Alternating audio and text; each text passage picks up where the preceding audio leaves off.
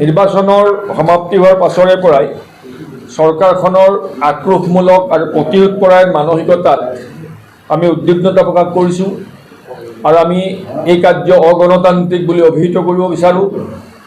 গণতান্ত্ৰিক প্ৰমূল্যবোধক অসন্মান জনাই বৰ্তমান হিমন্ত বিশ্ব শৰ্মা ডাঙৰীয়াৰ চৰকাৰে আৰক্ষী বাহিনীক ৰাজনৈতিকভাৱে ব্যৱহাৰ কৰি যিবোৰ কৰ্মকাণ্ড কৰি আছে সেইবোৰ মুঠেও গ্ৰহণযোগ্য আৰু সমৰ্থনযোগ্য হ'ব নোৱাৰে। ইয়াৰ ফলশ্ৰুতিত এটা কথা অনুমান কৰিব পৰা যায় যে চৰকাৰ গঠন নহ'ব বুলি নিশ্চিত হৈ মুখ্যমন্ত্ৰী ডাঙৰীয়াই এক সাংঘাতিক ধৰণৰ আচৰণ প্ৰদৰ্শন কৰিছে, অস্বাভাৱিক আচৰণ প্ৰদৰ্শন কৰি থকা আমি দেখিবলৈ পাইছোঁ। কেইটামান উদাহৰণ দিওঁ। কিছুদিন পূৰ্বে নিৰ্বাচনৰ পাছত খোৱাঙত আমাৰ দলৰ সভাপতি লুৰিণজ্যোতি গগৈৰ গাড়ী ভাঙি পেলোৱা হ'ল। আমি FIR দিলোঁ। গাড়ী ভঙাসকলৰ বিৰুদ্ধে ব্যৱস্থা গ্ৰহণ কৰা হোৱা নাছিল, কিন্তু গাড়ী ভঙাসকলে দিয়া অভিযোগৰ আধাৰত আমাৰ দুজন ল'ৰাক আৰক্ষীয়ে গ্ৰেপ্তাৰ কৰিছিল। তাৰ সেইদিনাখনেই এগৰাকী সন্মানীয় মন্ত্ৰীয়ে সংবাদমেলযোগে আৰক্ষীক সকীয়নি দিলে যে যদি এইসকলক গ্ৰেপ্তাৰ নকৰে তেন্তে ল এণ্ড অৰ্ডাৰ চিটুৱেশ্যন ক্ৰিয়েট হ'ব। এগৰাকী মন্ত্ৰীয়ে সংবাদমেলৰ জৰিয়তে ল এণ্ড অৰ্ডাৰ চিটুৱেশ্যন ক্ৰিয়েট হ'ব বুলি ভাবুকি দিব পাৰে জানো? গতিকে সেই মন্ত্ৰীগৰাকীৰ বিৰুদ্ধে কিন্তু প্ৰশাসনে কোনো ধৰণৰ ব্যৱস্থা গ্ৰহণ নকৰিলে, যিটো কৰিব লাগিছিল। তেওঁলোকে কৈছিল যে ঝাৰখণ্ডৰ পৰা কেইজনমান মানুহ তাত আছেই, তেওঁলোকক কোনোবাই আপত্তি কৰিছিল বা কোনোবাই তেওঁলোকক বাধা দিছিল। ঝাৰখণ্ডৰ মানুহ অসমত থকাত বাধা কি আছে? থাকিব পাৰে। গতিকে আইনগত ব্যৱস্থা গ্ৰহণ কৰিব লাগে বুলি বিজেপিৰ মন্ত্ৰী আৰু অন্যান্যসকল দাবী জনাইছিল। একেই প্ৰশ্ন যদি আমি গুৱাহাটীৰ ক্ষেত্ৰত কৰোঁ, গুৱাহাটীত কুংকি চৌধুৰীৰ IT টিমৰ তিনিজন ব্যক্তি দিল্লীৰ পৰা আহিছে বুলি কৈ দিল্লীৰ পৰা আহি থাকিব নোৱাৰি বুলি তেওঁলোক পুৱতি নিশা 3 বজাত গ্ৰেপ্তাৰ কৰা হ'ল।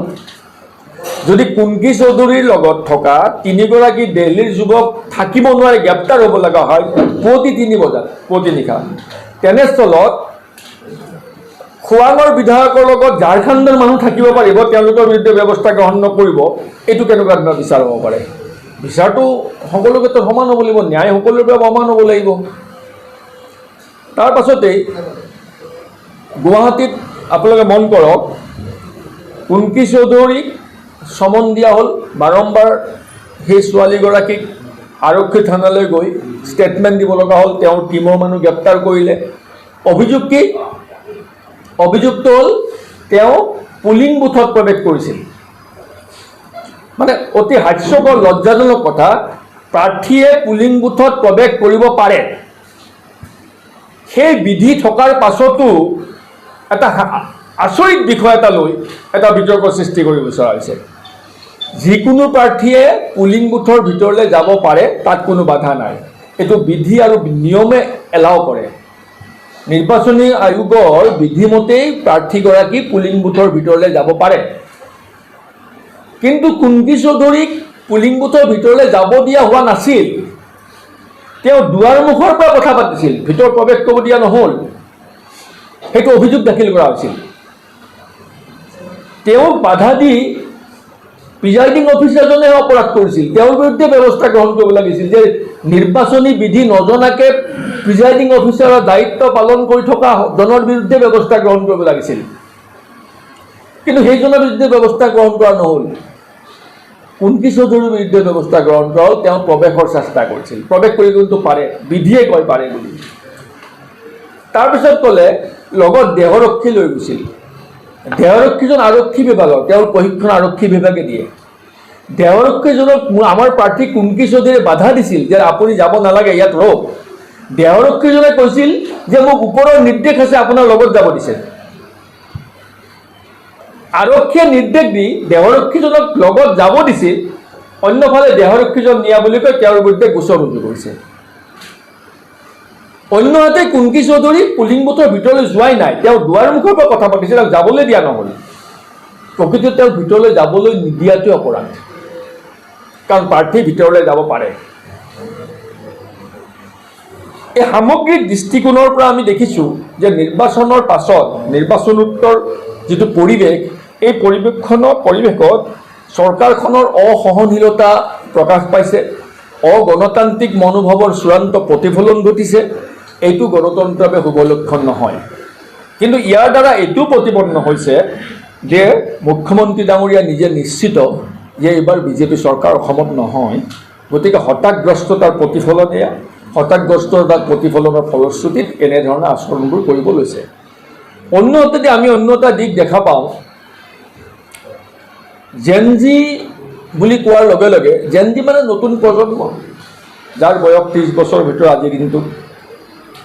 জেনজি বুলি কোৱাৰ লগে লগে বিজেপি চৰকাৰৰ জ্বৰ উঠি যায়। কিয় জ্বৰ উঠে নাজানো। মোৰ সন্তানো জেনজি, বৰ্তমান চৰকাৰখনৰ প্ৰতিজন মন্ত্ৰী বিধায়কৰ সন্তানো জেনজি। আমাৰ জেনজিৰ প্ৰতি শ্ৰদ্ধা আছে, আমাৰ অফুৰন্ত বিশ্বাস আছে সেইসকলৰ প্ৰতি যে নতুন প্ৰজন্মই সমাজ পৰিৱৰ্তনৰ বাবে আপোচবিহীনভাৱে যুঁজ দিব পাৰে। নতুন প্ৰজন্মই জাতীয় স্বাৰ্থৰ বিৰুদ্ধে হোৱা যিকোনো কুকৰ্মৰ বিৰুদ্ধে আপোচবিহীনভাৱে যুঁজ দিব পাৰে। সেয়াই নতুন প্ৰজন্ম। নতুন প্ৰজন্মই সমাজ পৰিৱৰ্তন কৰিব পাৰে, নতুন প্ৰজন্মই শাসনৰ পৰা মানুহ উফৰাই পঠাব পাৰে। সেয়াই নতুন প্ৰজন্ম। আৰু এই নতুন প্ৰজন্মৰ শক্তিক বাৰম্বাৰ উপেক্ষা কৰি থকা হৈছে। একদম জুবিন গাৰ্গৰ হত্যাৰ পৰৱৰ্তী সময়ত আমি দেখিবলৈ পাইছোঁ। জুবিন গাৰ্গৰ মৃত্যুৰ পাছৰ পৰা আমি দেখিছোঁ যে জেনজিৰ প্ৰতি এটা বিৰূপ মনোভাৱ চৰকাৰখনে প্ৰদৰ্শন কৰি আছে, অৰ্থাৎ নতুন প্ৰজন্মৰ প্ৰতি তেওঁলোকক উঠি আহিবলৈ নিদিয়ে। আমি নতুন প্ৰজন্মক এটা নতুন দৃষ্টিভংগীৰে, নতুন ধাৰাৰে তেওঁলোকক আমি আগবঢ়াই নিব বিচাৰিছোঁ। প্ৰজন্মক আগুৱাই নিব বিচাৰিছোঁ। আমি বিচাৰিছোঁ যে নতুন প্ৰজন্মই সমাজ ব্যৱস্থাৰ অংশীদাৰ হওক, নতুন প্ৰজন্মই শাসন ব্যৱস্থা, ৰাজনৈতিক বিধি ব্যৱস্থাত অংশীদাৰ হওক, নতুন প্ৰজন্মই পংকিলতাৰ মাজত চলি থকা ৰাজনৈতিক বিধি ব্যৱস্থাক ওফৰাই নতুন দৃষ্টিভংগীৰে নতুন নব্য ব্যৱস্থা, নব্য চিন্তাধাৰাৰ প্ৰৱৰ্তন কৰক। কাৰণ নতুন প্ৰজন্মৰ সেই শক্তি আছে আৰু সেই শক্তি আমি দেখিছোঁ। গতিকে আমি নতুন প্ৰজন্মৰ প্ৰতিনিধি হিচাপে কুন্তি চৌধুৰীক প্ৰক্ষেপ কৰিছিলোঁ। আৰু সেয়াই নহয়, আহিব লগা দিনবোৰত অসম জাতীয় পৰিষদে নতুন প্ৰজন্মৰ যুৱক যুৱতীসকলক অগ্ৰাধিকাৰ ভিত্তিত আমি নিৰ্বাচনত প্ৰাৰ্থিত্ব প্ৰদান কৰিবলৈ সিদ্ধান্ত গ্ৰহণ কৰিছোঁ। অসমৰ যিসকল উঠি অহা যুৱক যুৱতীৰ ৰাজনৈতিক বিধি ব্যৱস্থাৰে সমাজ সংশোধনৰ বাবে আগ্ৰহ আছে, ইচ্ছা আছে, দুৰ্নীতি ভ্ৰষ্টাচাৰৰ বিৰুদ্ধে যুঁজ কৰি এক নিকা সমাজ ব্যৱস্থা, নিকা ৰাজনৈতিক ব্যৱস্থা প্ৰৱৰ্তনৰ যাৰ যিসকলৰ আগ্ৰহ আছে তেখেতসকল আগবাঢ়ি আহক। সেইসকল নতুন প্ৰজন্মক ৰাজনৈতিকভাৱে সন্মান আৰু মৰ্যাদা ৰাজনৈতিক ক্ষেত্ৰত স্থান দিবৰ বাবে অসম জাতীয় পৰিষদ দায়বদ্ধ, অংগীকাৰবদ্ধ। এই কথাষাৰ মই আপোনালোকক দোহাৰিছোঁ। গতিকে এই কথাখিনিৰে আমি ক'ব বিচাৰোঁ যে আমি আশা ৰাখিছোঁ চৰকাৰখনে এনেধৰণৰ আক্ৰোশমূলক মানসিকতা পৰিত্যাগ কৰক। নতুন প্ৰজন্মৰ সৰু ছোৱালী এজনীক আজি প্ৰাৰ্থিত্ব দিছোঁ, সেই ছোৱালীগৰাকী আশীৰ্বাদ দিয়ক, শুভেচ্ছা দিয়ক। তেওঁৰ জৰিয়তে উঠি অহা প্ৰজন্মই ৰাজনৈতিক ক্ষেত্ৰখনত আগবাঢ়ি অহাৰ বাবে প্ৰেৰণা লাভ কৰক, তাৰ বাবে চেষ্টা কৰক। যদিও তেওঁ অসম জাতীয়তাবাদী প্ৰাৰ্থী বা বিৰোধী ঐক্যমঞ্চৰ সৈতে ঐক্যমঞ্চ সমৰ্থিত প্ৰাৰ্থী, কিন্তু ইয়াৰ দ্বাৰা আমি এটা প্ৰতিফলন ঘটাব বিচাৰিছোঁ, আমি এটা নতুন ধাৰা সৃষ্টি কৰিব বিচাৰিছোঁ। সকলো দিয়ক, অন্য ৰাজনৈতিক দলবোৰে দিয়ক, নতুন প্ৰজন্মক আগুৱাই আনক, তেওঁলোকক শাসনৰ অংশীদাৰ বনাওক। পুৰণা মানুহবিলাকে, যিবিলাক মানুহ বুঢ়া হৈ গ'লোঁ আমি বা বুঢ়া হৈ গৈ আছে, তেওঁলোকে সমাজ ব্যৱস্থাত পৰিৱৰ্তন অনাত হয়তো সফল হ'ব পৰা নাই ক'ৰবাত। যদিও নতুন প্ৰজন্মৰ প্ৰয়োজন আছে, এটা সংমিশ্ৰণৰ প্ৰয়োজন আছে। নতুন আৰু পুৰণাৰ সংমিশ্ৰণেৰে আমি সমাজখন শুধৰাব পাৰিম, সমাজখন গঢ়িব পাৰিম, ৰাজনৈতিক বিধি ব্যৱস্থাক পৰিৱৰ্তন কৰিব পাৰিম, ৰাজনৈতিক বিধি ব্যৱস্থাক সলনি কৰিব পাৰিম। তাতোকৈ ডাঙৰ কথা যে ৰাজনৈতিক বিধি ব্যৱস্থাটোৰ আজিৰ যিটো ৰাজনৈতিক পৰিৱেশ, ইয়াত অৰ্থকেন্দ্ৰিক, অৰ্থ সৰ্বস্ব ৰাজনীতি আৰম্ভ হৈছে, মূল্যবোধৰ চূড়ান্ত অৱক্ষয় হৈছে। গতিকে আমি বিচাৰোঁ নতুন প্ৰজন্ম আগুৱাই আহক, মূল্যবোধ প্ৰতিষ্ঠা হওক সমাজত, ৰাজনৈতিক ক্ষেত্ৰত মানুহে ন্যায় পাওক, সুশাসন প্ৰতিষ্ঠা হওক। আৰু এই নতুন চিন্তাধাৰাবোৰ ৰাজনৈতিক ক্ষেত্ৰত যদি আহিব লগা হয়, তেন্তে নতুন প্ৰজন্ম আগুৱাই আহিবই লাগিব। তেওঁলোকৰ কাৰণে আমাৰ দলৰ দুৱাৰ খোলা আছে। এইখিনি মোৰ ক'বলগীয়া। কুন্তি চৌধুৰী নিজে আছে, তেওঁৰ ক্ষেত্ৰত কি অন্যায় হৈছিল তেওঁ ব্যাখ্যা কৰিব আপোনালোকক। গতিকে আমি দাবী জনাইছোঁ যে এই প্ৰক্ৰিয়া বন্ধ হওক। কুন্তি চৌধুৰী বা যিকোনো আমাৰ বিৰোধী পক্ষৰ প্ৰাৰ্থীসকলৰ বিৰুদ্ধে যি আক্ৰোশমূলক মনোবৃত্তি বা মনোভাৱ প্ৰদৰ্শন কৰি আছে চৰকাৰখনে, এই মানসিকতাৰ পৰা আগুৱাই বাহিৰলৈ আহক। আৰু গণতান্ত্ৰিক যিটো মূল্যবোধ, গণতান্ত্ৰিক যিটো পৰম্পৰা, সেই পৰম্পৰাক সন্মান জনাই অদূৰ ভৱিষ্যতৰ এক সুস্থ সমাজ গঢ়াৰ ক্ষেত্ৰত বিজেপি দল অংশীদাৰ হওক। তাৰ বাবে বিজেপি দলৰ মুখ্যমন্ত্ৰী আৰু প্ৰতিগৰাকী মন্ত্ৰী বিধায়কৰ নেতালৈ আমি আহ্বান জনাইছোঁ। সেয়া আপোনালোকৰ চৰকাৰ আছিল, কাইলৈ আমাৰ চৰকাৰ হ'ব, বিৰোধী চৰকাৰ হ'ব, ভৱিষ্যতে আৰু কাৰোবাৰ চৰকাৰ হ'ব। এইটো এটা গতানুগতিক ধাৰা। ইয়াত ইমান হতাশ হ'বলৈ কথা একো নাই। গতিকে সকলোৱে সহযোগ কৰক প্ৰক্ৰিয়াটোৰ লগত, আমি সম্পূৰ্ণ সহযোগ কৰিম। এইখিনিয়ে মোৰ ক'বলগীয়া। আমাৰ চিকেনত ডাঙৰীয়া আছে, মোৰ লগত আমাৰ দলৰ ছিনিয়ৰ ভাইচ প্ৰেছিডেণ্ট, আমাৰ ভাইচ প্ৰেছিডেণ্ট বিপুল পাঠক ডাঙৰীয়া আছে, অমিতাভ বৰঠাকুৰ আছে, আৰু প্ৰাৰ্থী কুংকি চৌধুৰী আছে। মই কুংকিক অনুৰোধ কৰিম তেওঁৰ কথাখিনি ক'ব, বা আপোনালোক কিবা জানিব লগা আছে যদি সুধিব পাৰে।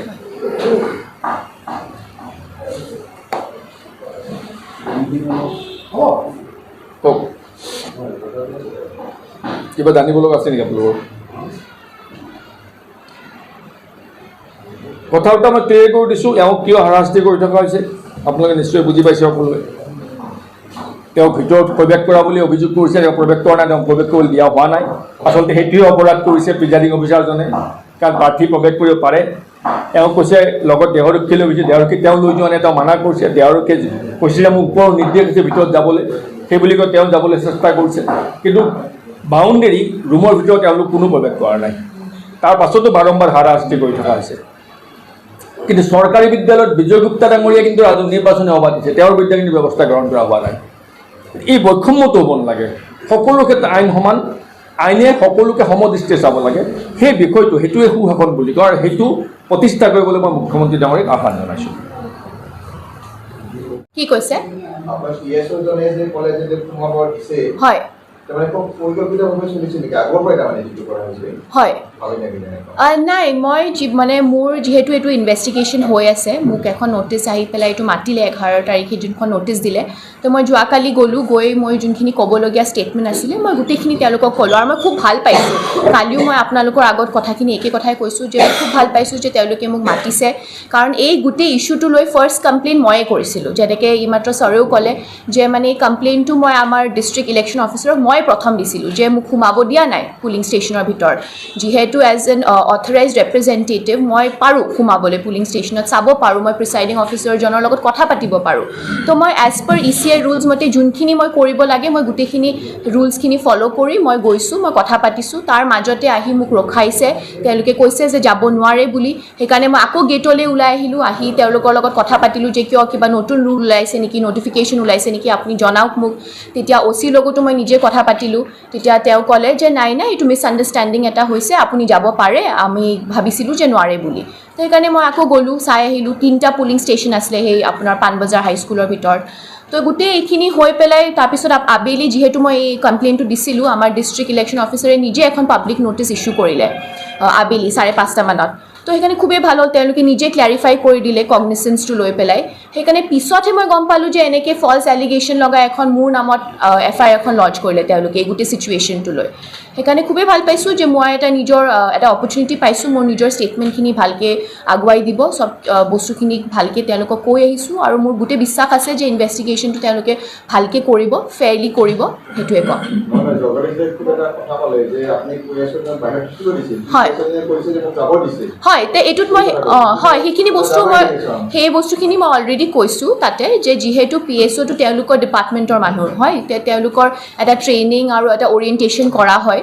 চ' তেওঁলোকে যিহেতু সেইটো বস্তু ভালকৈ জানিব লাগে। চ' মোৰ ফালৰ পৰা মই অলৰেডি কোৱা হৈছিলে তেওঁক যে যিহেতু ৰুল মতে নোৱাৰে বুলি, সেইকাৰণে এতিয়া যিহেতু তেওঁলোকৰ ডিপাৰ্টমেণ্টৰ মানুহ, তেওঁলোকে কৈছে তেওঁলোকৰ ওপৰৰ পৰা অৰ্ডাৰ আহিছে যে কেণ্ডিডেটৰ লগত থাকিব লাগে বুলি।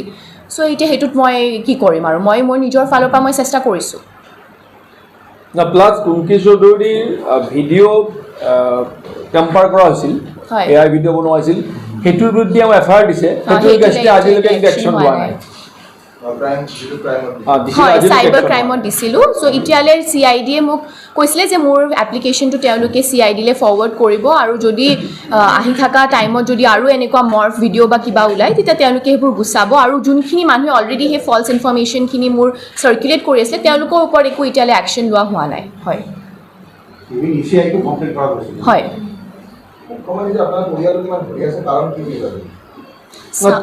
ঠিক আছে। এইটো মুখ্যমন্ত্ৰীয়ে কাৰ পৰিয়াল বা কাৰ বিৰুদ্ধে ধৰি আছে এইটো গুৰুত্বপূৰ্ণ কথা নাই, কথাটো ৰাজনৈতিক। যে মই আগেও কৈছোঁ আগতে যে যুৱ প্ৰজন্মৰ উত্থানটো বিজেপি দলে বা চৰকাৰখনে কোনো কাৰণতে সহিব পৰা নাই। যে যুৱ প্ৰজন্মৰ যাত্ৰাটোক বাধা দিবৰ বাবে এই ধৰণৰ বিভিন্ন ষড়যন্ত্ৰ ৰচনা কৰা হৈছে। এটা সম্ভ্ৰান্ত পৰিয়াল গুৱাহাটীৰ, কিন্তু পৰিয়ালটোলৈ যাবই নাপায় নহয়, পৰিয়ালৰ কি সম্পৰ্ক আছে? প্ৰাৰ্থীগৰাকীয়ে প্ৰতিদ্বন্দ্বিতা কৰিছে, পৰিয়ালটো সম্ভ্ৰান্ত পৰিয়াল, চবেই জানে, অসমত গুৱাহাটীত চবেই জানে, গতিকে সেইটোতো কোনো বিতৰ্কৰ প্ৰশ্নই নাই। এইবোৰ যি কৈছে কোনো মানুহৰতো বিশ্বাসযোগ্য কথা নহয়। কথাটো হ'ল যে বাধা দিবলৈ কিয় বিচৰাইছে? নতুন প্ৰজন্মৰ যুৱতী এগৰাকীয়ে, সৰু ছোৱালী এজনীয়ে প্ৰতিদ্বন্দ্বিতা কৰিছে, উৎসাহ জনাব লাগে, শুভেচ্ছা দিবলৈ কিয় বাৰে বাৰে বাধা দিব বিচৰাইছে? সেইটোতে আমাৰ আপত্তিটো আছে। এনিৱে থেংক ইউ ছ' মাছ। এটা কথা খালি কৈ থওঁ যে চৰকাৰৰ বিৰোধী পক্ষৰ হ'ব, সকলোৱে নিশ্চিন্ত হৈ থাকক। 35ৰ পৰা 40খন আসনতকৈ অধিক বিজেপি দলে পোৱাৰ কোনো সম্ভাৱনা নাই, কোনো ধৰণৰ সম্ভাৱনাই নাই। আৰু 68ৰ পৰা 74খন আসন বিৰোধী পক্ষই পাব, চৰকাৰে গঠন কৰিব। এইটো মই দায়িত্ব কৰি ঘোষণা কৰিলোঁ। দাদা ক'ব কিবা?